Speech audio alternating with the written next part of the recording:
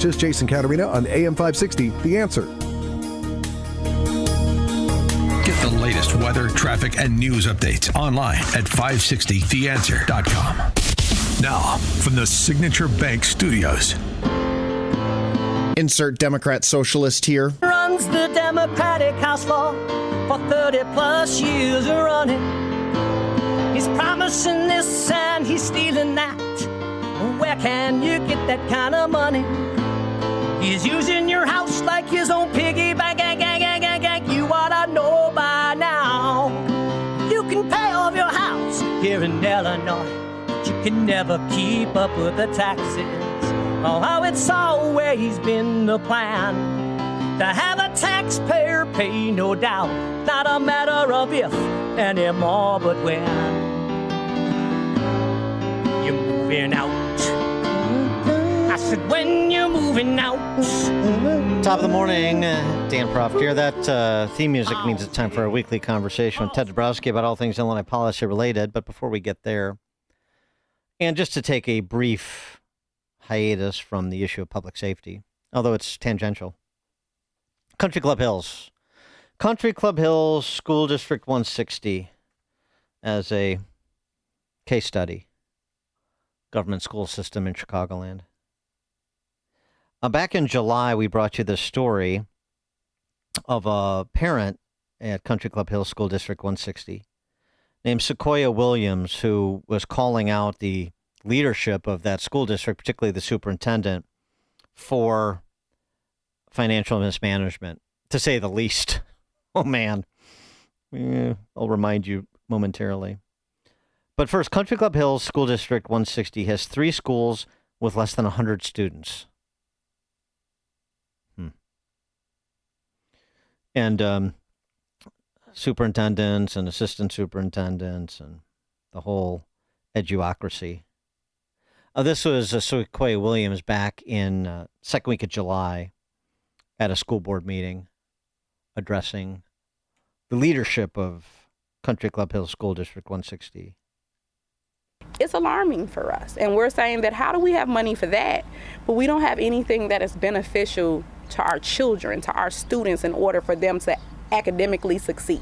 Sequoia Williams is a parent in Country Club Hills and says she noticed problems from the get-go last year after enrolling her children in District 160. I found out through staff members that a lot of the school administrators were put on leave that was over at the district office due to mismanagement of finances. Mm-hmm. That's WGN reporting.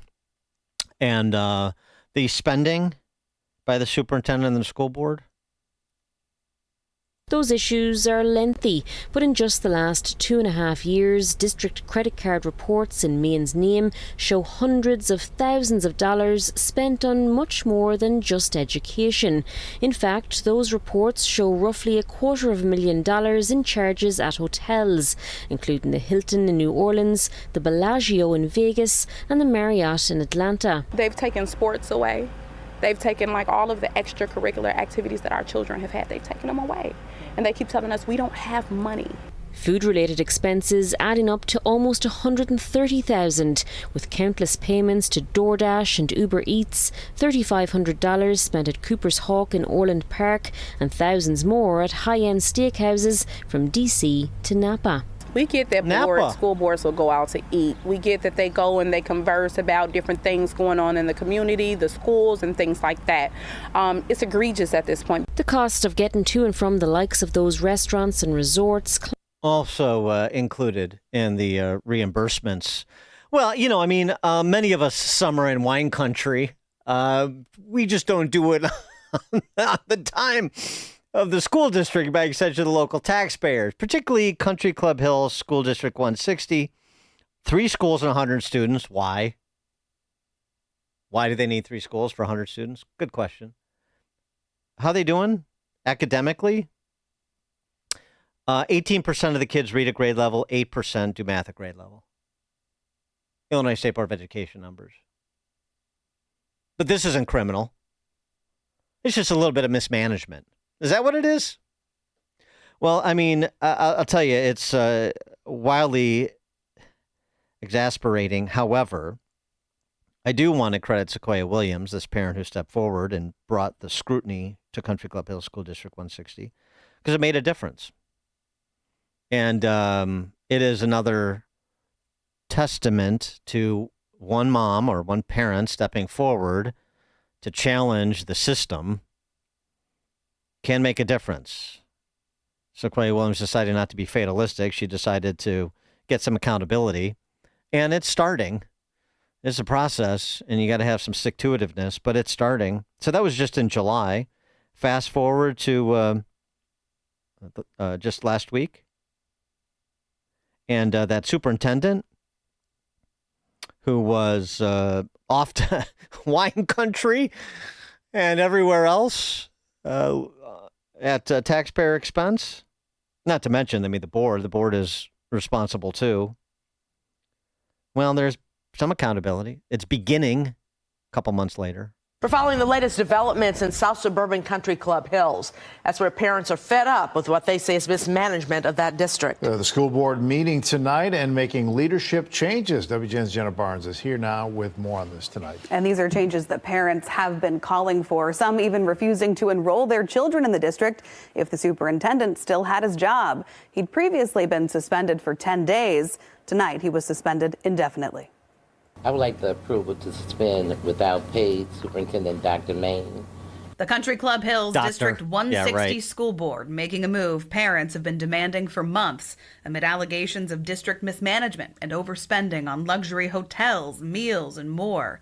The board voted to suspend Superintendent Dr. Dwayne Main indefinitely and without pay and replace him with an interim superintendent. Our children are being taught core classes by substitute gym teachers. I can accept failure, but I cannot accept not trying. Sequoia Williams is a mom who's been outspoken since the beginning. This summer, WGN Investigates revealed in the past 2.5 years, the district spent hundreds of thousands of dollars on hotels, food, including high-end steakhouses, and travel. Yeah, and it's just a repeat of the wine country and the fancy dinners at premium steakhouses and the like. So, it comes not as quickly as we want, but thanks to Sequoia Williams largely. And I'll credit WGN for covering it at least. It's starting to, although I got to say, at the end of the piece, it's like you're not quite getting it. It's not just a personnel problem. It's a structure problem. They replace one phony doctor with another on an interim basis, and they talk about they're going to appoint a co-interim superintendent. No. Please, somebody help them. You're moving in the right direction. You're on the right street, but you're at the wrong address. The problem is not just that superintendent. The problem is structural. Reimagine how Country Club Hills 160 is going to operate. Ted Dabrowski joins us now. Ted, thanks for being with us. Good morning, Dan. Thanks for having me on. Well, you've covered stories like these in K-12 education for many moons. Your reaction again. Part of it is the underlying. You're talking about Napa Valley and so forth, which is absurd and it's grotesque. I'm sure they were conferring with Gavin Newsom or doing something important on education policy, but 3 schools for 100 kids, 18% reading at grade level, 8% doing math at grade level. Like there's something else going on than just the personnel at the top. Yeah, this whole story captures what's really wrong across the board, across all of Illinois education. It's particularly bad in southern Cook County, and we've done a lot of data and a lot of research on that. But it shows that we've got the school system that's just a bloated administrative mess. People are getting paid lots of money. Kids can't read, and yet the system celebrates record graduation rates and all that. So it's a systemic issue for sure. And again, I'm always cautious. We're not blaming the teachers and all that because it's a systemic mess. And this reminds me of the 2018. We worked back a few years ago in 2018. Troy Paraday in 2017. Troy Paraday was Calumet City. Same kind of thing. He was getting a $400,000 salary to manage the Calumet City district, where virtually nobody could read. A lot of fraud, a lot of financial mess, and the same games being played. And I think, but I always want to bring it down to the worst thing about all this is our kids can't read, and so that should be the overriding discussion. Of course, the financial management is horrific, all that, but in the end, our obsession should be with getting kids to read, and that means, like you said, rethinking the system. Yeah, and I mean, and Sequoia Williams is on the job on that too, talking about who's teaching and that there's this game going on. But I mean, it seems to me just sort of the entire, maybe not the entire, but a substantial portion of the curriculum needs to be reconsidered. The way that instruction is conferred needs to be reconsidered. The disciplinary environment needs to be. I mean, you really need to almost start over. Yeah, you really do. And I always go back and say we should make literacy and numeracy the number one obsession, the number one goal. And that means that everything else that's getting in the way of that, and, that's a lot of these mandates that come down from the state, a lot of the focus on DEI, all that stuff needs to go, and we focus on what really matters. And then, you work on the things like discipline, the curriculum, and obsess about it. Hey, Dan, I want to make one point, too, that's important. This isn't you're not bringing up an anecdote. This is a systemic problem. I'm looking at Dalton, which has, many of the same problems. We know what kind of problems they have as a city, but the highest paid superintendent right now is from Dalton. Only 19% in the state, $450,000 base salary, total compensation $537,000. Just 19% of kids can read at that district. And the biggest pensioner comes from Homewood Flossmoor. A currently $376,000 pension a year. That's expected $10 million payout for Laura Murray. So this is not like a one-off thing of financial problems. This is all over the place, and of course, it's all over the state too. Yeah, and by the way, the new mayor of Dalton, or the new Thornton Township supervisor, replacing Tiffany Henyard, is a state senator named Napoleon Harris, who played at Northwestern, actually, football. Good football player. But he's a terrible politician, and he's doing the same thing she did. Now, the cameras are gone because he's less flamboyant about it, and he's a state senator, so he's buttoned down, and, he's not doing rap videos of himself and being, otherwise making a spectacle.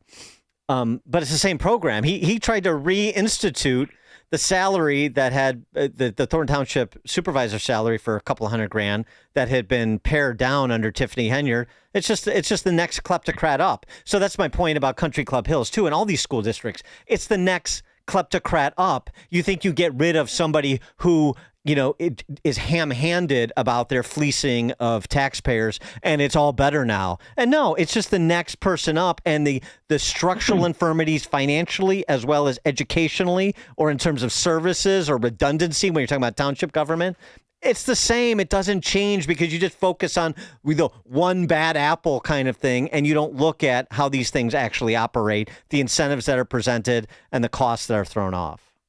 Well, which in the end is why, we have to get back to school choice, right? Because the system doesn't change. And I've talked about this for a long time, and I've talked about how 50 years ago they had the Good Times. J.J. Walker, I think was his name. He was being passed along in high school. That's 50. That episode was in 1974. It's the exact same discussion you and I are having today, 50 years later. So this is why you have to have school choice. You have to give parents a choice to get out of the system if it's not working for them. And, it'll be the only thing that puts pressure on the public school system. On the matter of public safety, since that is the order of the day, I'm looking at an op-ed from 2019, way back in 2019, op-ed in the Chicago Tribune, call in the National Guard to protect Chicago's south and west sides. That op-ed was written by Bob Milan, friend of the show, who is a former assistant U.S. attorney. He's also a former first assistant Cook County State's attorney. So this idea that Trump is somehow happened upon some novel idea or is making an unprecedented call, taking unprecedented action. As we said before, it was proposed by Democrat legislators here 15 years ago, Fritchie and LaShawn Ford, who we talked to last week. It's been argued for, actual serious people within the criminal justice system, like Bob Milan, and I don't think anybody would dispute that he is a serious prosecutor. But because it's Trump, we're just going to demagogue the boogeyman and walk past the underlying problem of, again, here we go with systemic violence in Chicago, particularly in the west and south sides. And I think LaShawn Ford, also way back in the day, also called for it on the west side, if I remember right. He did. So you've got a lot of people that have asked for it, and not only that, I think you got to add to that fact, that Pritzker just used the National Guard to protect the DNC, right? And that was protecting a bunch of elite politicians, and he's willing to use it. He's willing to use it for them, but not for ordinary people. He disappeared the homeless. During that. That's right. He moved them around, and I remember going by the place where they were going to move them out of, right, when a few days before that, and he disappeared them. And it's okay for him to do that, but then when it comes around to protecting everyday Illinoisans, it's a really bad idea. And like you said, it's largely because Trump's calling for it. Your colleague Jim Urio, posting on X, I've stepped over pools of blood from a dead person in front of my parking garage twice in the last 3 years. One morning, I couldn't work out because gangbangers shot the windows out of my health club. Last Sunday, a kid from the trading floor got shot in the side of the head. Going to make a full recovery, I think, in the West Loop. I can no longer ride the Blue Line L because it is a homeless encampment populated by aggressive and dangerous mentally ill drug addicts. I've seen people pummeled on the L, and I've had to get off 3 times and take an Uber from medical emergencies that turned out to be dead people. Point is, if you're some pampered upper-crust activist who's protesting federal help to make people safe, you're a hateful, cruel sociopath. Well, Jim is describing what a lot of people are concerned about for the city, right? It's that, if you don't, if you frequent Chicago every once in a while and you don't see any crime, then you say, what's the big deal? Yeah, right. But if you live there, if you try to, and I don't live there, but other people who do, see things, even if they don't see it, if they feel it and they know it, that scares people away. And I was with two big investors, real estate investors, and they told me the other day that they have redlined Chicago out of. They say any investment in Chicago, no way, and they don't trust the city anymore. They don't trust Johnson. They don't trust the crime, and that's a sad statement because you're talking about that's how you get economic growth. That's how you create jobs. That's how you get new buildings, all that stuff. And here you go, you got 2 major, I'm talking about big investors, and they said, no way to Chicago. And that's a tough thing to change because, when these people get upset with Chicago like that, it hurts everybody. Yeah, there are opportunities elsewhere, and so that's where they go. Although you don't have to worry about in Chicago because Brandon Johnson's going to set up government housing. Brandon Johnson's going to set up government grocery stores, and so he can do, other government-sponsored real estate development, I'm sure, to backfill those private private real estate investors. I have no doubt. Ted Dabrowski, thank you for joining us as always. Appreciate it. Thank you, Dan. And he joins us on the Turnkey.Pro answer line. It's news, opinion, insight. This is Chicago's Morning Answer on AM 560. The Answer. At Air Right Heating and Cooling, we know there's never a good time to be without AC in Chicagoland. If you can't remember the last time your AC was inspected, don't wait for it to fail during a heat wave. Get peace of mind by having Air Right take a look. Plus, AM 560 listeners get $56 off any service. Visit Air Right Heating and Cooling today at air-right.com. That's AIR-RITE.com. Air Right Heating and Cooling. Doing it right since 1959.